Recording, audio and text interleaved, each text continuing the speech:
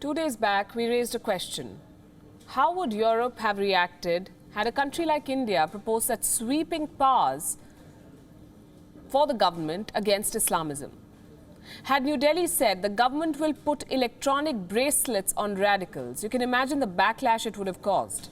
Now, these European countries are all secular, but many of them have laws to regulate Islam in particular. We've already told you about Austria. In 2015, it banned foreign funding to religious institutions.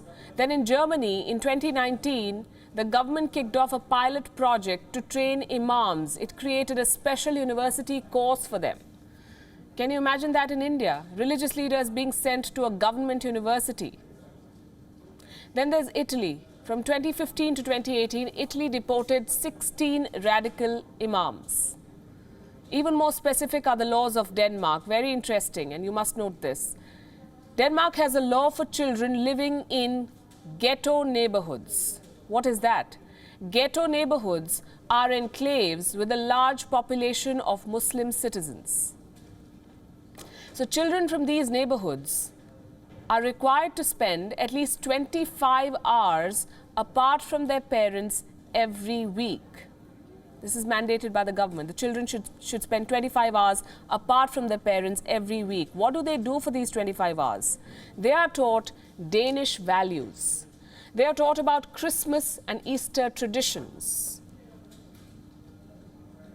As I said, Denmark is a secular country, but the government mandates Muslim children to learn about Christmas and Easter.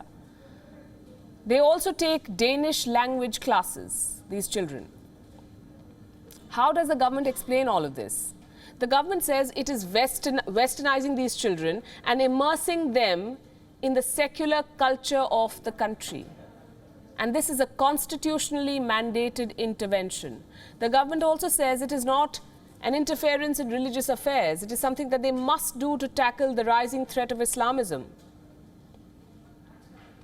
And this is not unique to Denmark. This apparently is a global pattern now. Take a look at this report from 2 days back.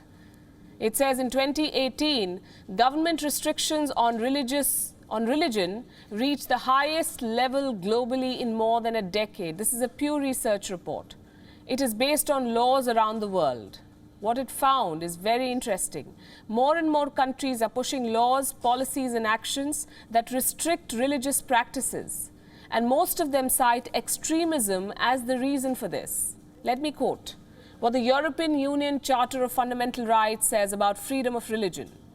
Freedom to manifest one's religion or beliefs shall be subject only to such limitations as are prescribed by law and are necessary in a democratic society in the interests of public safety, for the protection of public order, health, or morals, or for the protection of the rights and freedoms of others.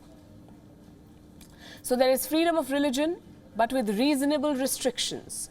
Leaders in Europe and all over the world are well within their rights to make laws to protect their countries. In some cases, even sweeping powers may be justified. What about India? In India, the previous UPA government introduced 2 laws after the 26/11 Mumbai attacks.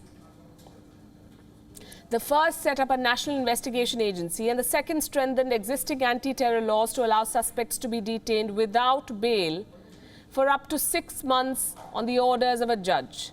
The current NDA government introduced the UAPA, the Unlawful Activities Prevention Act. It has special provisions to deal with terrorist activities. Both laws have been slammed as draconian. Neither is unique in the global context. The point we are making is simple. Whether it's India or Europe, leaders need authority to crack down on radicalism, and that's what Europe is doing.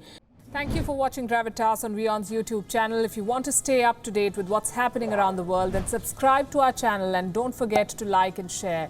Thank you very much for watching WION. World is One.